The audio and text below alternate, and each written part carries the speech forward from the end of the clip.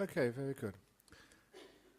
I just, since last Friday night and last weekend, I've been travelling again, going over to Indonesia for a big conference of Buddhist nuns. It was the Sakyadhita. They invited me over there to help out. And it was a very weird experience for me, because for years and years and years, being a Theravada Buddhist monk, there's always been lots and lots and lots of monks around.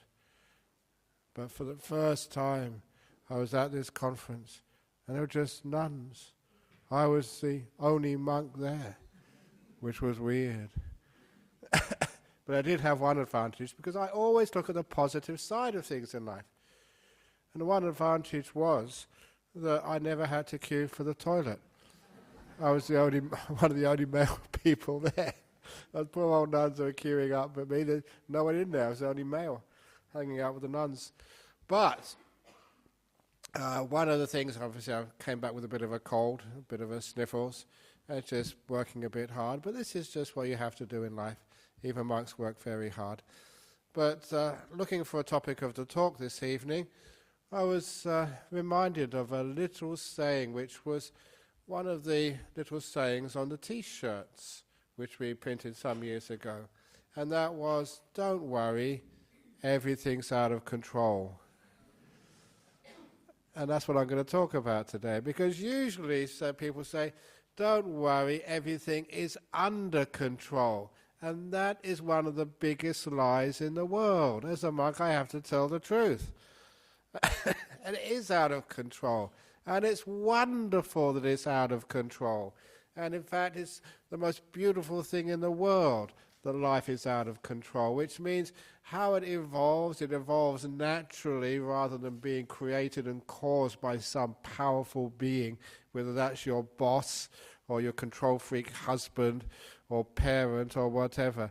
Life evolves, and the less control we have, the greater happiness, the greater interest. Life becomes far more pleasant when we stop controlling and let go. So this is not so much about meditation, but life in general. So why are there so many control freaks in the world? And you probably know one. Hope they're not sitting next to you. But probably in your office. And I can understand that this is bad business model to have control freaks. You don't get the best out of your staff if you're a control freak. You know that because you've had control freaks trying to make you work harder, give you more work, shout at you, make you afraid. Does that work? And the other type of boss is kind to you and caring and does nice things to you. And you actually work harder for them. You enjoy the work, more motivation, more energy, which means you get much higher quality work done. You've experienced that, in a place like your office, in your workplace, because I think you all know that that is one of the most important parts of our life. Yeah, we have our family life, we have our weekend life, but we also have the time we have in work. And that we spend so much, a huge proportion of our life at our jobs. If that is not a high quality experience, there's a lot of our life which is just, it sucks. And causes so much stress, so much problems, so much difficulties. And as for me, I've learned, I was been under control freaks before. Some monks, I don't know why actually I do know why they do that, I'm going to explain. Why people actually want to control others and tell them what to do. It does not work. So I'm going to go back to, because you haven't stayed in monasteries, I've lived my life in monasteries. You go back to sort of your workplace. What is it like if you've got a boss who's called the boss from hell? Do you really do high quality work for them? Or do you just resent all the stuff they ask you to do? That type of boss creates a lot of staff turnover. People leave. They transfer, go to another job. It's unpleasant, stress levels go up, health goes down, and your family life suffers as well. And I always like quoting this example. Sometimes these examples, there's only a few of them, and you always keep the best ones. I haven't got a better one. The example of this engineering firm in UK many years ago who won a prize for best business practice that year. I often quote this in business conferences. Still remember the name of the company, Farrelly and Sons. It was an engineering company which did building maintenance and some of these high-rises. And they said that in 12 months they tripled their turnover, doubled their profits, and staff turnover went to zero. With a very simple change in philosophy in their company. Imagine that, 12 months, trebling your turnover, doubling your profits. And the simple idea was they banned all overtime. It was totally forbidden according to company policy. You had your hours which you had to work. At the end of the day, the project was finished or not, who cares, you go home. Which meant people went home on time so they could be with their family and be nurtured, by having a good family experience. They could relax when they got back home. Before, when they're doing overtime, they're coming back late, tired, stressed, not enough time to speak with their kids, to look after their partner, to have dinner together and just relax. And because of those family problems, they wouldn't sleep well at night. They'd go to work thinking about the kids not doing well at school because they didn't have enough time with their parents, thinking about their partner who was having a lot of difficulty with them. The family problems interacted with their productivity at work. Their productivity at work went down, and so the whole thing was just a mess. Just because working too hard, stressed out, not having time to rest, relax, be with their family, to have these important parts of life. It's not just what you eat makes you healthy, it's how you live also makes you healthy. And your emotional life, which is especially nurtured in a family. If you don't have time with them, you get sick. Too many problems, too many difficulties. So this company, simple thing, no overtime. So everybody went home to their family. Family life just was really blossoming. No problems, nurturing, nice sleeps at night. They went back to work on the next morning, fresh. So their brain would work efficiently. I always keep saying it's not how long you work at the office or in your job, it's the efficiency of your use of your time. We waste time so much, especially if you have other problems, you worry about that at work. How can you be focusing on the project in your office or in your job and be worrying about your family at the same time? It just takes up too much of your attention. You're not on the job, which means you don't really produce good work. So it all tends to fall apart. And their productivity went up in the office. They got more work done. And more importantly, in any company, in any business, especially in the monk business, not monkey business, monk business, it's like all about relations. It's connecting with you guys. It's being kind, feeling that you're welcome. That is one of the strengths of our Buddhist society. We've got such a vibrant Buddhist society here in Western Australia. There's nothing like this at all in Melbourne and Sydney. Nothing at all which can actually even come close to this Buddhist society in Western Australia. That's why some people go over to Melbourne and Sydney and Queensland and say, where can we find a nice temple like this over east? You can't. Honest. I've been over there.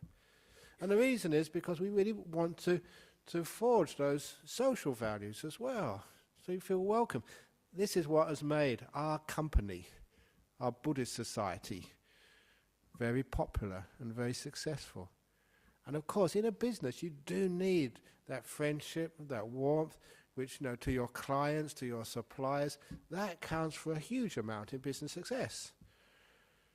And so when they sort of stop controlling their workers by saying, no, off, go home. But they were kind to them, staff turnover went to zero. No one wanted to leave a company like that, which they were showing they cared for you. And number two, profits went up. really successful. That wasn't control freak company. That was the opposite, the kind company. And I mention that because it works. Because the reason why people are control freaks is because they are afraid. Afraid of what might happen if they didn't take control. That company would go bankrupt. If I didn't shout at my workers, they wouldn't produce the work. If I didn't ensure that they were there on time in the morning, if I didn't put all the CCTV cameras in the office to check they were there, they'd probably be off somewhere else. What type of culture, society have we created now? Fear-based, control-based. And that's infected our family life, home life, even religious life. One of the wonderful things which I discovered about Buddhism was the fear factor wasn't there. You weren't supposed to be controlled. It wasn't like, if you don't go to the busy bee tomorrow, you will go to hell, you will burn. Which this cold weather is actually quite attractive. We don't have that fear factor here, because we're not trying to control you.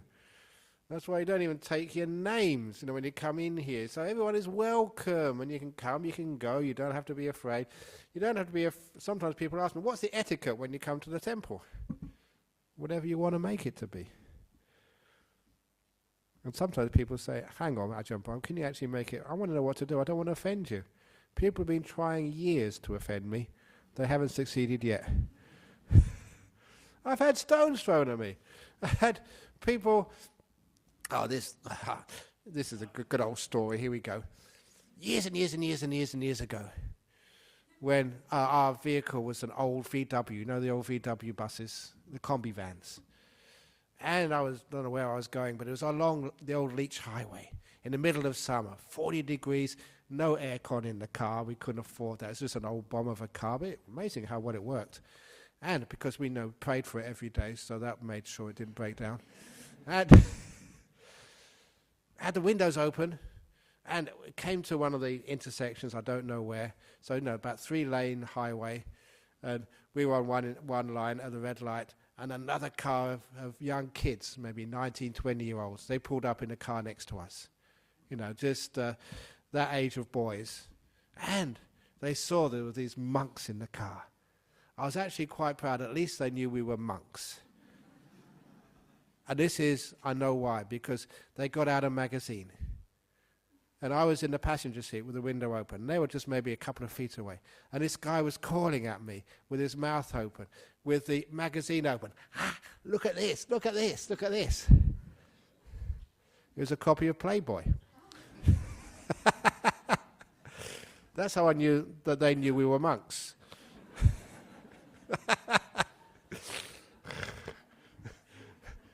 They're trying to offend me, trying to upset me, trying to wind me up. And of course, what did? I just laughed my head off. I thought, what a wonderful joke that is. If I was a young man and if I saw a monk, that's probably what I'd have done as well. I thought it was very funny. So they couldn't offend me, so we all drove off laughing. I know people sometimes ask me, Ajahn Brahm, honestly, did you look? And when I say no, they said, well, how do you know it's Playboy? Because my driver looked. And that's the story I'm sticking to.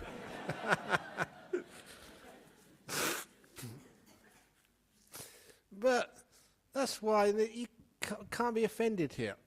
Oh, this one story, another story. I'm just doing stories. Sometimes it's nice not to plan these talks, let them just evolve. I'm not controlling my talk this evening, so I might go off in all different ways. I just always remember, just over in that corner, I think I told this a couple of weeks ago, but here we go again. Over in the corner over there was someone during the meditation laid down, pointed their feet at the Buddha, went to sleep, and started snoring. Now, if there's anything which is against the etiquette of this place, that's it. Breaking so many rules of etiquette. And it was so much that people sitting next to her, woke her up, point your foot in another direction. Just, sort of sit up. If you're going to lay down, at least don't snore. Disturb other people. And that's when, when they did that, I changed the title of my talk. I forget what it was, but I said that poor lady was a victim of very gross sexual abuse. No, domestic abuse, sorry. having enormous problems with her husband, violence. In those days, we didn't have so many information and places you can go, people you could ring to solve those problems. This poor lady hadn't slept for days.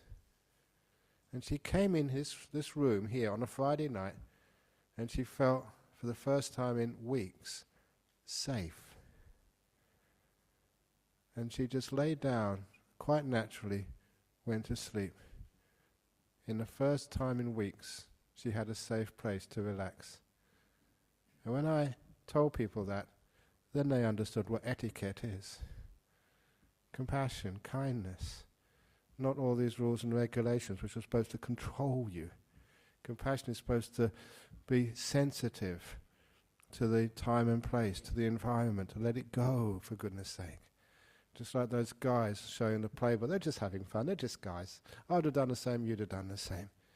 It's just like sometimes, he's not here this evening, he usually comes on a Friday night.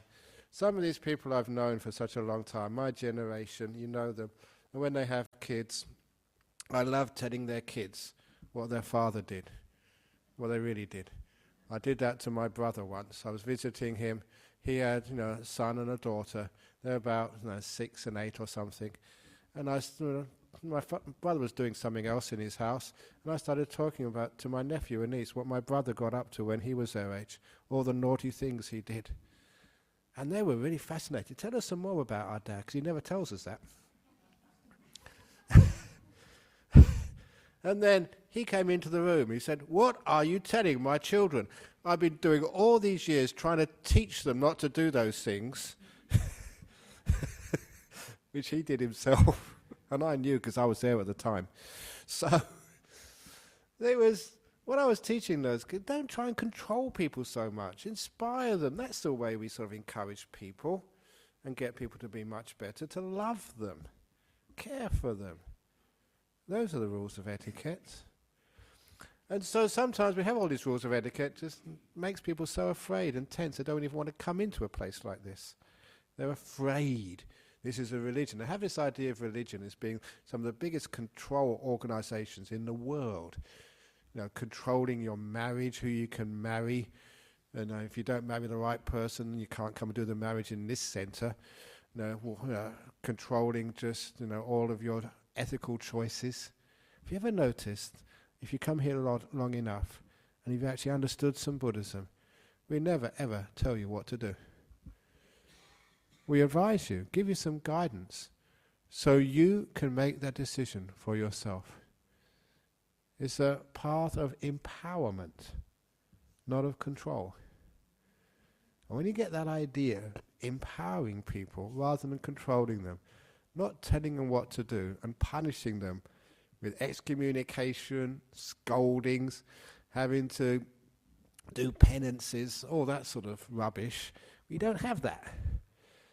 We have encouragement. We don't just leave you alone just to stumble through life on your own, making too many mistakes. You can come and learn some wisdom teachings, which you can take home with you, which means that you become wiser, but not out of fear, out of kindness.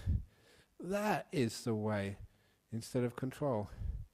We're not afraid when people make mistakes. Have you ever noticed that when people are afraid, that's when control comes in?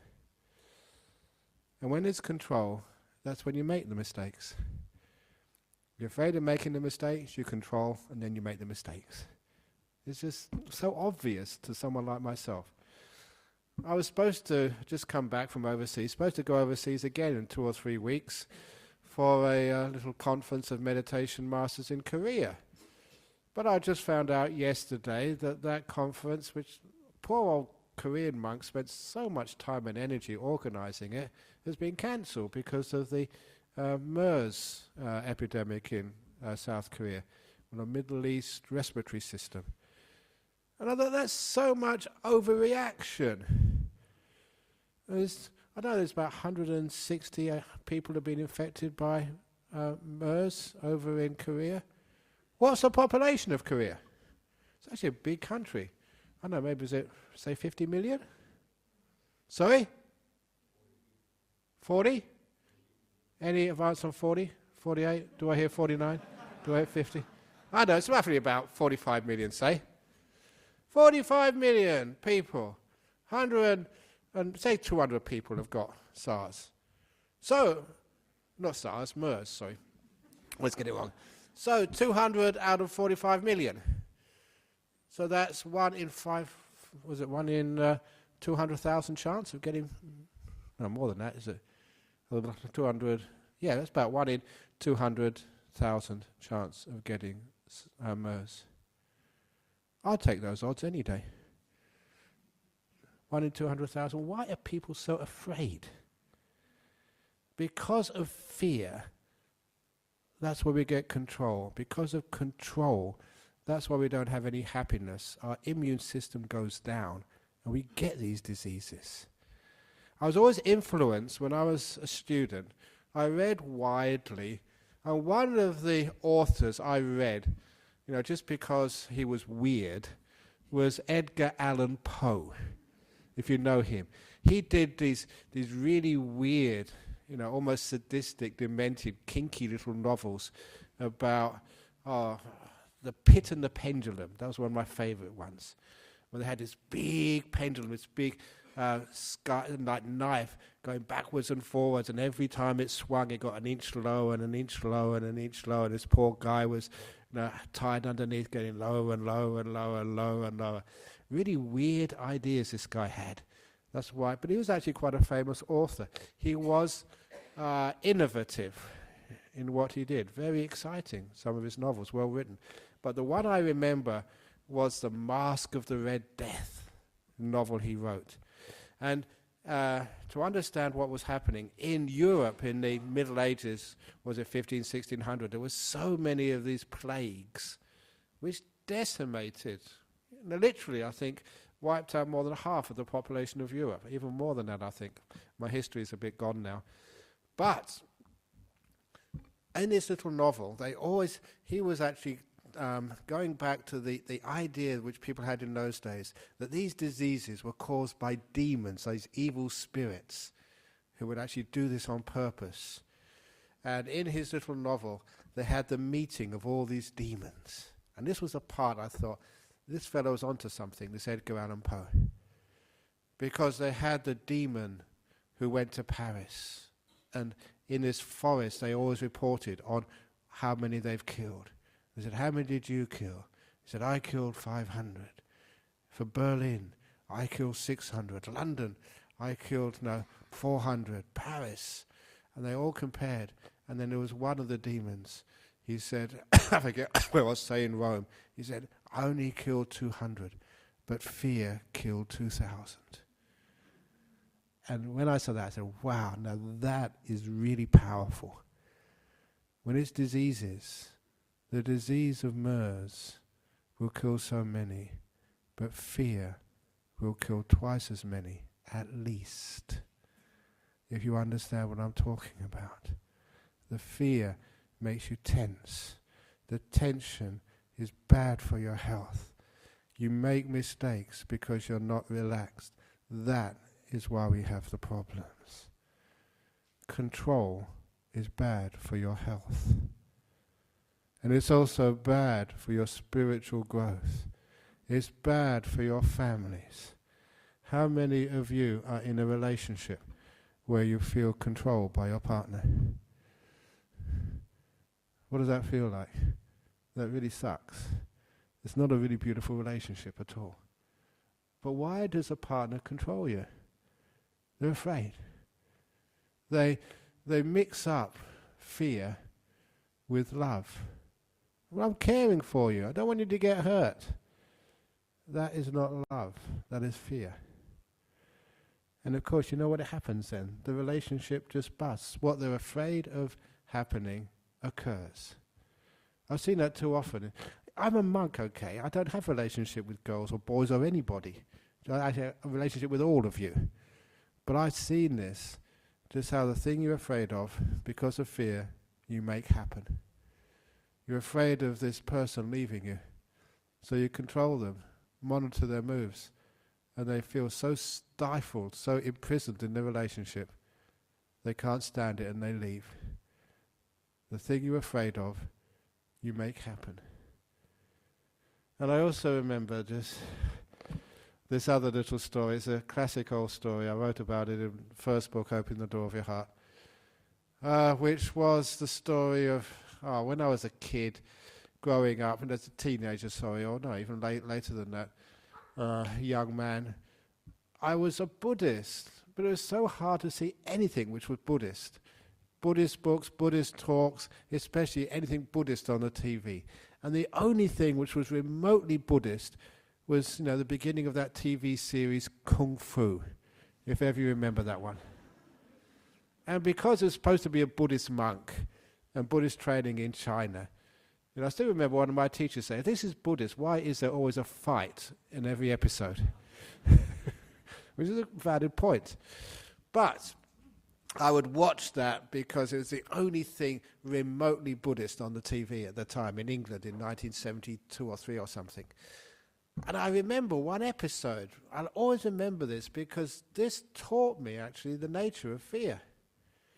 And that was when if you know the characters, if you haven't seen this, the characters, which is so many years ago now, over 40 years ago, the two main characters was the master, the old Buddhist master who was blind, but just old and incredibly wise. And his young disciple, this little novice, maybe 9, 10, 11 years of age, called Grasshopper. If you remember Grasshopper, that was his nickname. So little Grasshopper and the wise old master. And of course the master had to train the disciple. How did he train him? Not by controlling him, telling him what to do, but just inspiring him, advising him, nurturing him through life experiences. And this particular episode, which I will never forget, was when the master took little Grasshopper into this room in the back of the temple, which was always kept locked. For the first time, Grasshopper was invited into the secret temple room. And it was dark with no windows, or very few windows, so it took a while before little Grasshopper could actually see what was in there. And of course, me watching on the TV, it was dark for me first of all, and then of course they put up the lights and you could actually see. And I asked Grasshopper, "What do you see, little Grasshopper? What do you see?" He said, "I see like a pool, like a swimming pool." "Go a little bit closer, little Grasshopper, and tell me what you see in the bottom of that pool." And of course, I could see on the TV as well. As little Grasshopper said, "I see bones in the bottom of that pool. Human bones in the bottom of that pool." And it started to get scary. And the blind master said, "Don't go too close, Grasshopper, because that is not water. That is acid, concentrated acid. And those bones are of little novices like you who have fallen in the past decades. And I don't want your bones to join them. Stand back. And what else do you see?" And there was a plank going from one side of the pool to the other. "I see a plank, Master, I see a plank." "Yes, Grasshopper. In 7 days' time we will give you a test. You will have to walk across that plank from one end to the other over the pool of concentrated acid." And I was in a home in London, and even I started to get scared. You know what it's like on TV? They really suck you in. I'm perfectly safe. I'm not walking over any acid, but my friend little Grasshopper was. And he said, "Come outside." And outside, in the sunlight, which was much more sort of comforting, there was another plank, exactly the same length and size, but put on 2 bricks in the temple courtyard. "Now, little Grasshopper, you don't have to do any other duties for the next 7 days. No chanting, no nothing. All you need to do is practice your balance. Walk across this plank, because in 7 days' time you will have to walk over the pool of burning lethal acid." And so little Grasshopper was walking across this plank in the courtyard, no problem at all. You could do it blindfolded, dancing, hopping, whatever. It's just an ordinary plank, no problem. But when it came the time for the big test, the master took little Grasshopper into the dark and spooky, frightening room. And you could see on Grasshopper's face, his confidence was draining by the second. Get on to the end of the plank, Grasshopper. And you could tell by his body language, Grasshopper did not want to go onto that plank. But he had to. Now, Grasshopper, walk! And little Grasshopper looked at his master. Please, please, no. Walk! And so Grasshopper started walking over the pool of concentrated acid, and he could look down and see the bones, the human bones of people who hadn't made it. And all of that confidence drained. This ability to walk across the plank in the courtyard was useless when it was over a pool of acid.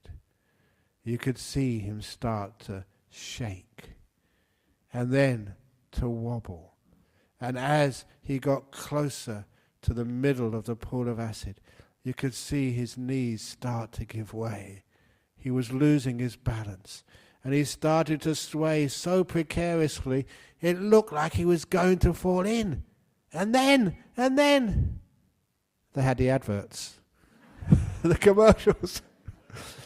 I was so upset that these TV programs had to stop for the ads, and the stupid ads as well. I want to find out what was happening to my friend, little Grasshopper. How is he going to survive? And apparently they still have those adverts these days on TVs, do they? Always in the middle, the most important moment.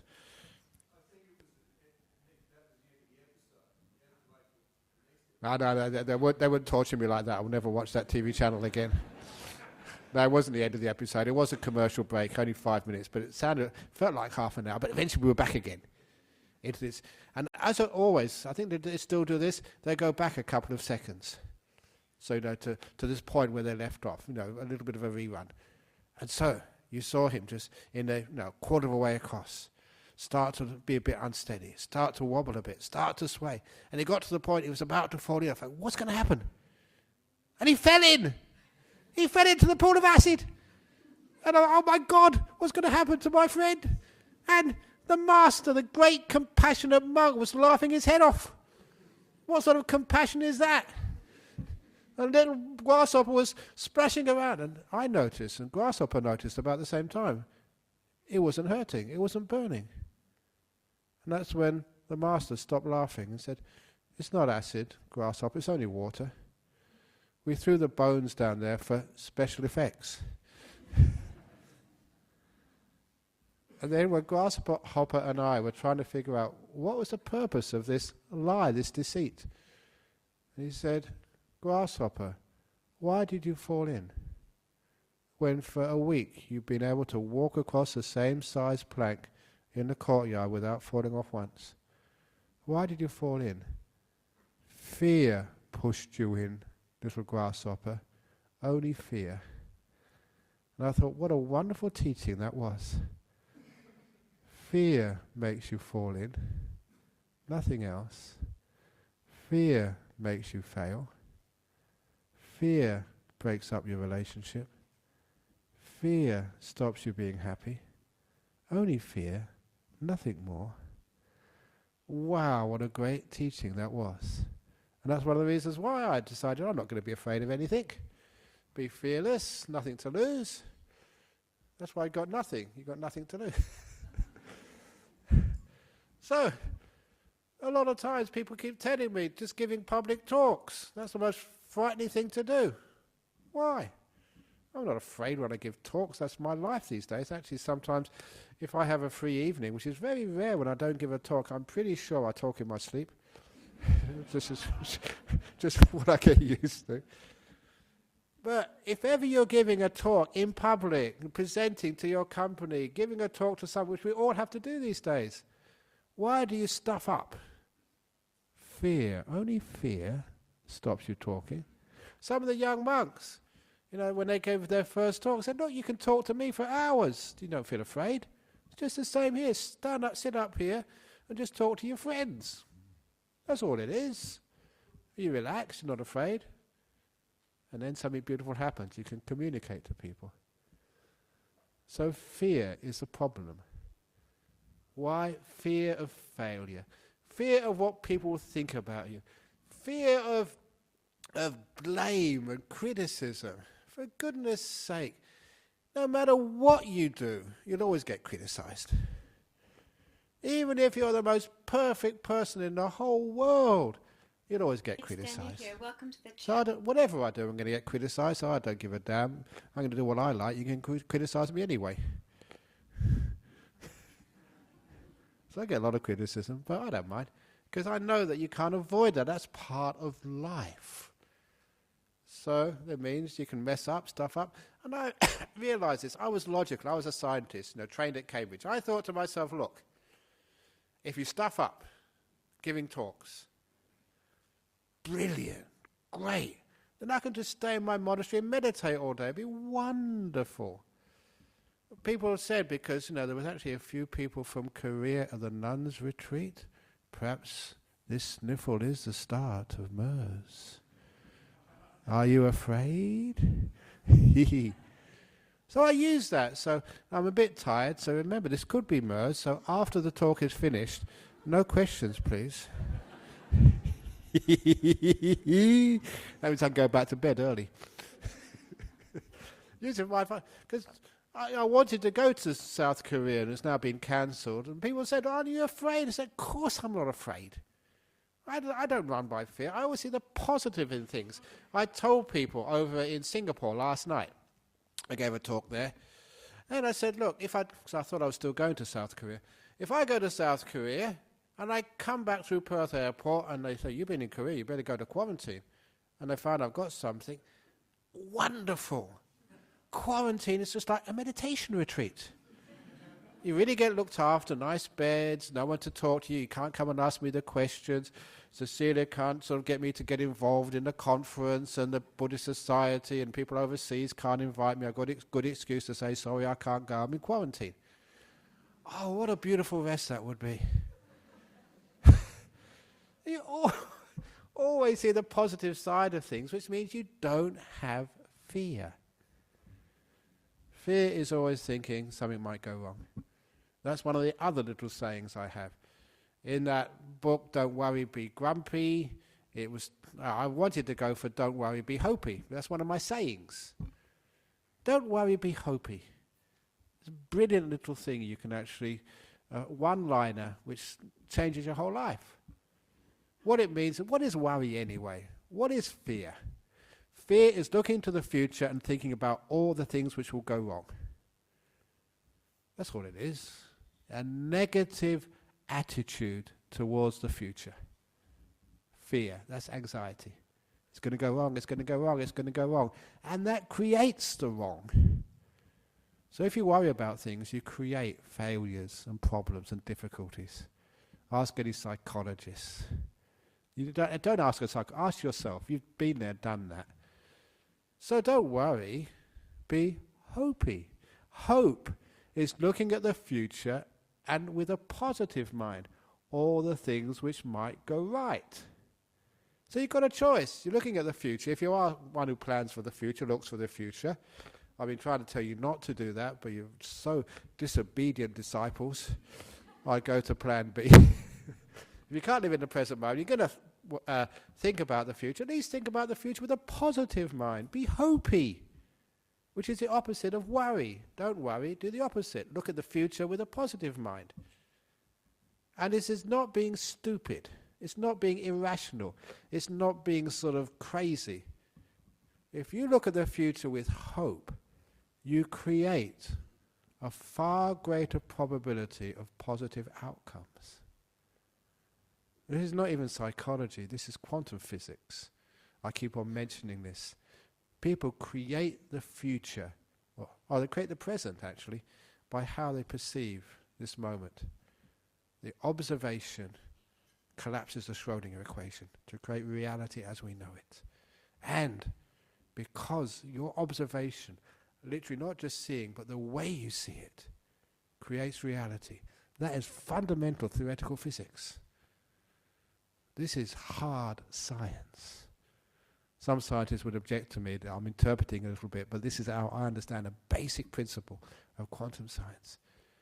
What you create, your ability to create, is enormous. We don't realize that. So we don't employ it.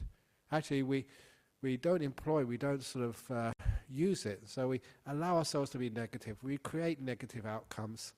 We create our world. So don't worry, be hopey is a powerful teaching. It means you do create a better outcomes in the future. Now, when we have that hope, we don't have fear. When we don't have fear, we don't have control. Fear, negativity, worry, control all come together. And that is a terrible way to live. You know that in relationships, when one partner is controlling you. In a family, when you've got a dominant person there controlling you. In a country like a dictatorship where someone is controlling everybody. That is just that stunts, it suppresses happiness, joy, progress, creativity. If you want to have a creative environment, you don't control things. That's another thing which I learnt at Cambridge, that any suggestion I had, or any other student had, even the most stupid ideas, they would never be suppressed. So give it a try, see what happens. And I was really impressed by that. You had an idea, some equation or some physics experiment, so give it a try, do it, see what happens. They never said, that's a silly idea, it won't work, stop it. That negativity was never there. In fact, it was encouraged, give it a try. 1,000 ideas would be stupid, they wouldn't work at all. But one of those thousands was where you got the Nobel Prize, where you got a big advance in the understanding of science, medicine, or whatever. Crazy ideas which were not repressed because there was no sense of control or fear, no fear of failure. Give it a try. I should always remember this, one big businessman who's quite famous, but I forgot his name because I don't know these names. I don't follow the news on the TV or stuff.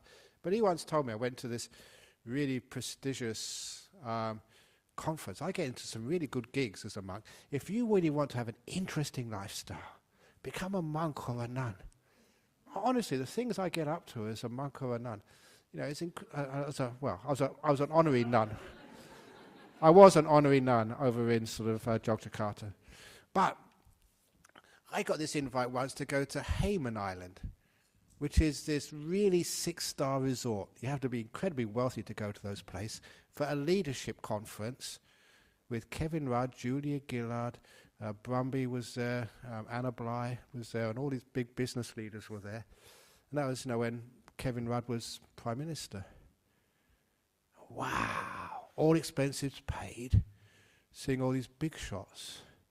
And that was an incredibly powerful conference actually to go to. You know, because what they were doing, they were trying to get new ideas.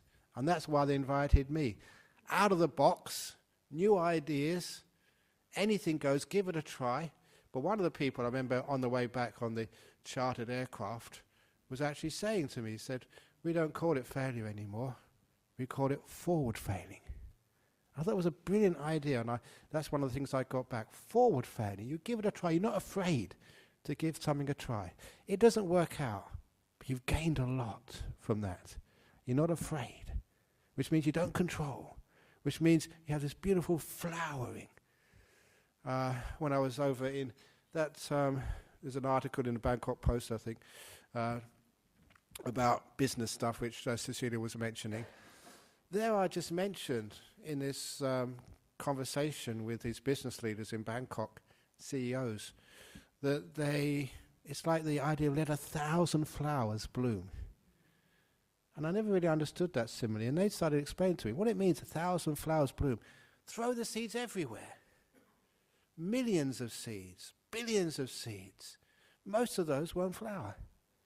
But if you think like that, you will never throw those seeds out, and 1,000 flowers will never bloom. This is the idea of don't stun yourself. Give it a try. If you fail, it's forward failing. But some of those things will change the whole nature of this world. Go for it. That sort of positive, no fear, means you don't control, repress, stop things. It's beautiful flowering of creativity. Give it a try. Why not? Who knows? See what happens. That's like me being a monk. Give it a try. Who knows what might happen? Now look where I am. Big trouble. But having a wonderful life. But when you control, you create so much suffering for yourself. I never control the talks. I just let it flow. You know, this talk this evening, I didn't know what I was going to talk about again, like usual, till about 15 minutes before when somebody actually mentioned this. And I thought, oh, that's a good idea for a talk. And controlling. So I don't even control the talks, which is maybe one of the reasons why they're popular, why they go all over the world. Or why, unfortunately, I'm a rock star in Indonesia. And I mean this. It's just my life. And I don't want to be a rock star. I'm supposed to be a monk. I went over to this small town of Magelang, just north of Yogyakarta. They wanted me to give a talk there. 5,000 people came. And I was mobbed. And by Muslims, mostly. And Christians. What the heck's going on in this world? But that's not pleasant. Because you have to have photographs taken, people asking you questions, signing books, hour after hour after hour, especially photographs. Flash, flash, flash, flash, flash, flash. For 5 minutes, that's okay. But for 2 or 3 hours, that's crazy stuff. And I thought that was all over when I went to the nuns' conference. They wanted photographs of me as well. It's crazy stuff. What do you want to... I'm an old, fat monk. What do you want a photograph of me for goodness sake? And there was a time, about a year or two ago, I decided I'm going to control that. No more photographs. Because I heard that Borobudur, next to Yogyakarta, people were taking so many photographs of this ancient monument, Borobudur, that the stone was degrading. So, yeah, you're degrading me. All these flash photographs. But you realize, if I try to control that, I just have so much suffering. If I try to hide, run away, and say I'm not doing it, I'm tired, I'm sick, I'm not going to do this, you create so much stress. That is a pain. It takes away the joy of life. So the reason why, I don't know, but people got so much fun, me messing around, taking photographs. Over there, with the nuns, these are bhikkhunis from all parts of the world. It's really inspiring to see just how women's Buddhism is taking off. It wasn't there when I started as a monk. It's huge now. All these bhikkhunis from all over the world. Tenzin Palmo was there, Thubten Chodron, Dhammananda, all these big stars of women's Buddhism all coming together. They don't care. They don't give a damn what sect of Buddhism they are. And all just hanging out together and just getting women's Buddhism really, really strong over there. It's really wonderful. And so I had all these photographs. And because, Buddhism, put your hands up like this. I get fed up with, please excuse me, I'm going to offend a few people, putting your hand up all the time. So with the nuns, I said, look, I'm an Australian monk. Sort of, instead of doing this Anjali, it's called, do the Australian form of Anjali. Kangaroo. So all these photographs with all these senior nuns, like Tenzin Palmo, in the kangaroo pose. Why not? I'll get fed up with doing this, so have a bit of fun and games. It's much better than, rabbit ears. So a little bit of fun and games like that. It's not controlling, creativity, no fear. See what happens. Yeah, sometimes you get some criticism, I have to deal with that. Some people say, oh yeah, you went a bit too far that time. Okay, I admit that. The joke went a bit too far. But, that's how I learn. I'm not afraid of making mistakes. Not afraid of innovating. Not afraid of doing things in a different way. Sometimes it works, sometimes it doesn't. But that is life now.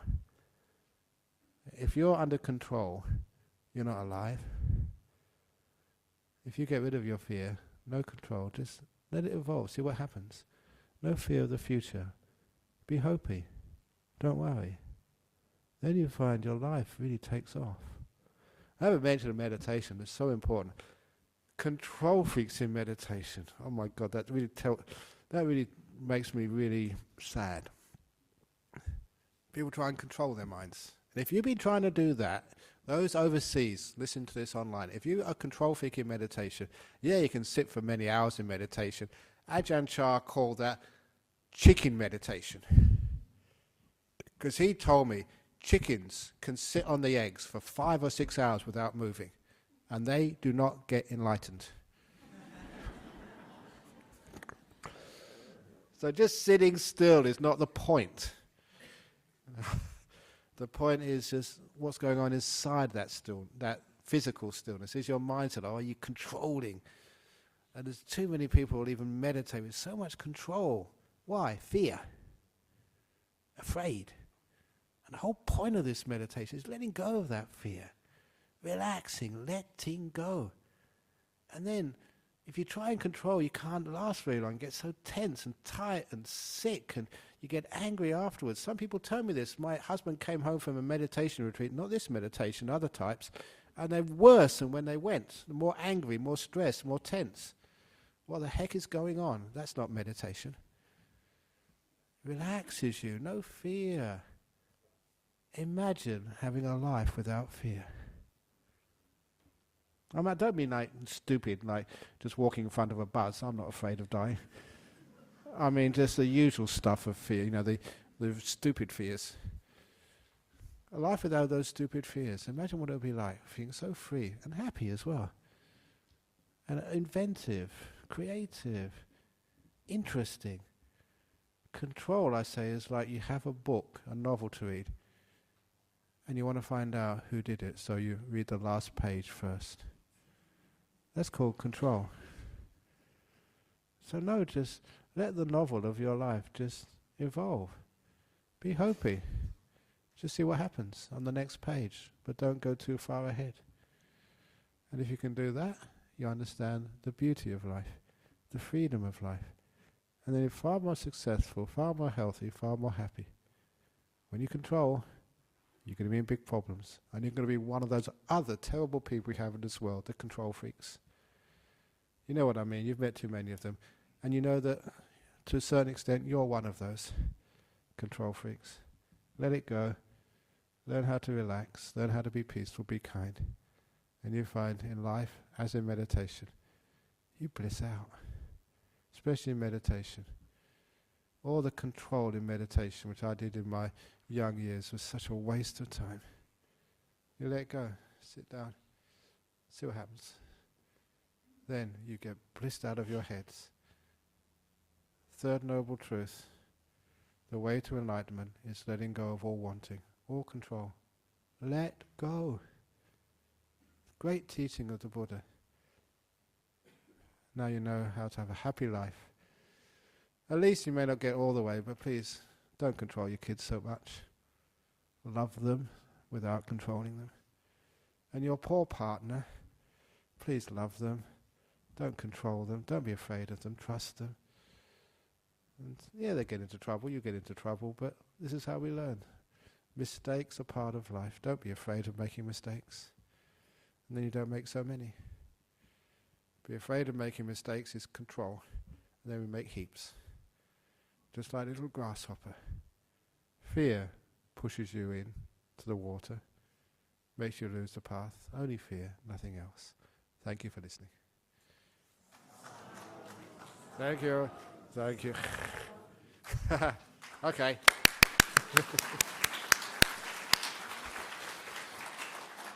Very good. Okay, we got some questions here from overseas. What is this one? Today from Malta again. I think that was last time. Canada and Uruguay. That's really nice. So you've got from Europe, from North America and South America. First of all, if fear tends to have such harmful effects, then when is it useful? Okay, now we have this, We fear too much. There's some things, again, fearing a fire. You don't say, oh, it's only burning, or crossing a road. You have to be vigilant and not be stupid. But most things people fear, that is way too much, and it causes us too much problems, and it causes control, which is the main part of this talk. Not fear so much, but control. When is it useful? It's actually maybe 10% of the time you feel afraid, maybe 5%. 90% of the times you're afraid, it's not useful. So see if you can actually scale back your fear, and you'll find that your life goes much better. To give up all your fear straight away is asking too much of you, but at least you can scale it back. Be a bit more courageous in life, in relationships. Trust, and be open to the uncertainty of the future, and you'll be able to handle it, so you don't need to control it. Let it just unfold. From Canada, I'm beginner to meditation, I've done very little. What can I do to prepare for an upcoming 9-day retreat? Don't prepare at all. Learn how to not be a control freak. Preparing is being a control freak. Let it go. Just be in the present moment. Have fun, make peace, be kind, be gentle right now from Canada. Right now. Stop worrying about the future. That when you go on your 9-day retreat, you won't be worrying how many more days are there to go. What am I going to do? How am I going to last? How many hours to lunch? How many minutes before I can go to bed? That destroys meditation. Preparing for something which hasn't happened yet.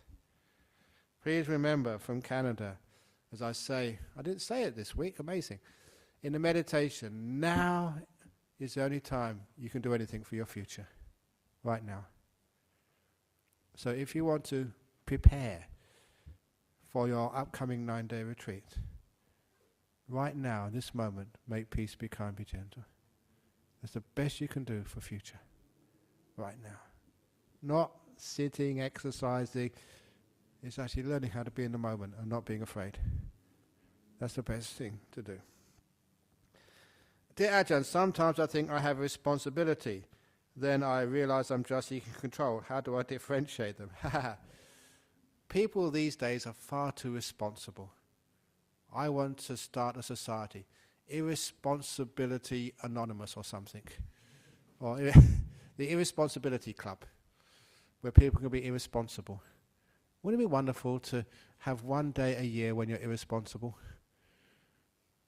And you don't have no duties, no sort of, you can do whatever you want.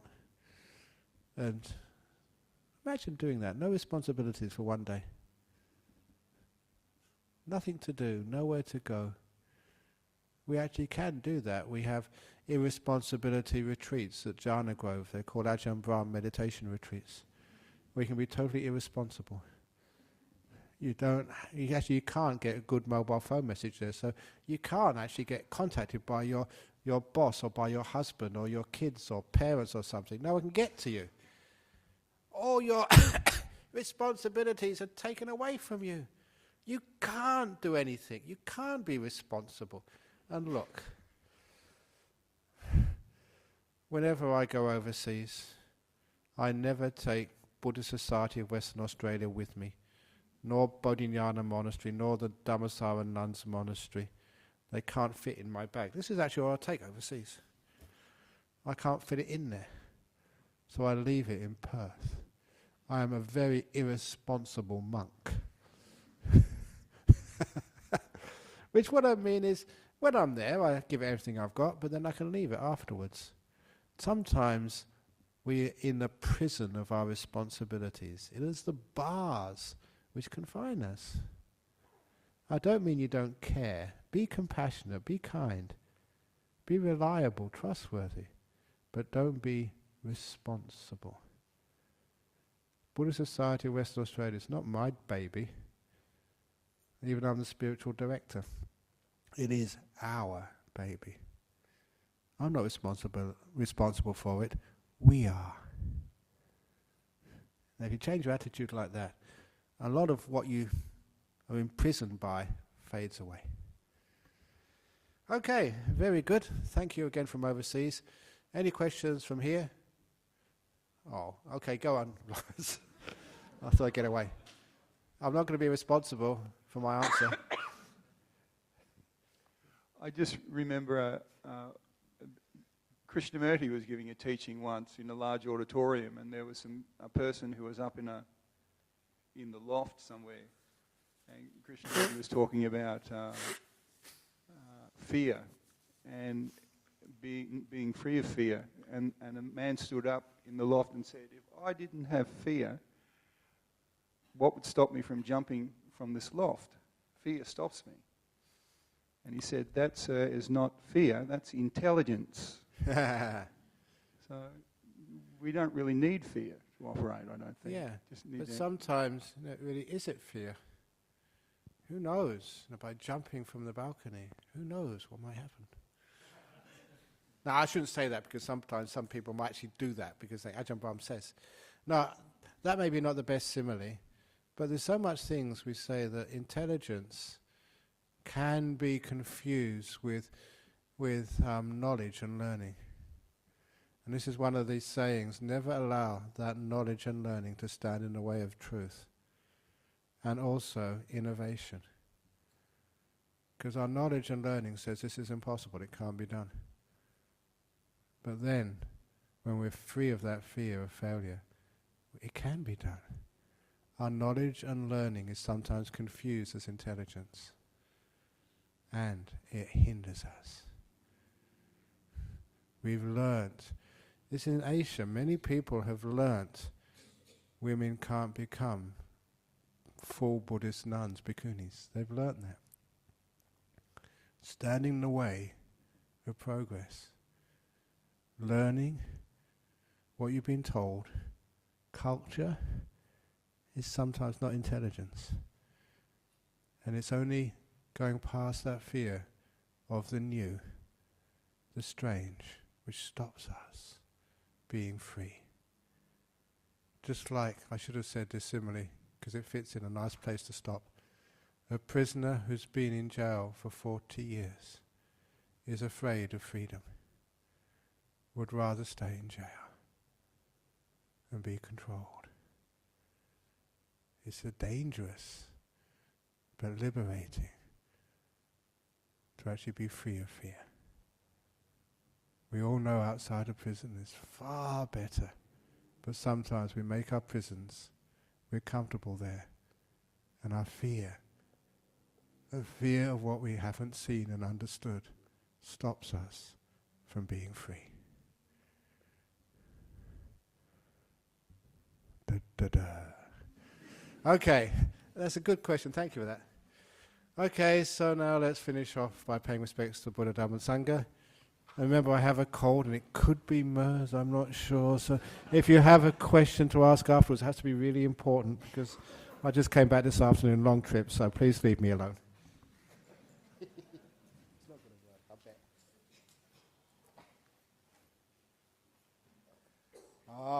Arahang Samma Sambuddho Bhagava Buddhang Bhagavantang Abhivademi Suakato Bhagavata Dhammo Dhammang Namasami Supatipano Bhagavato Sawaka Sangho Sanghang Namami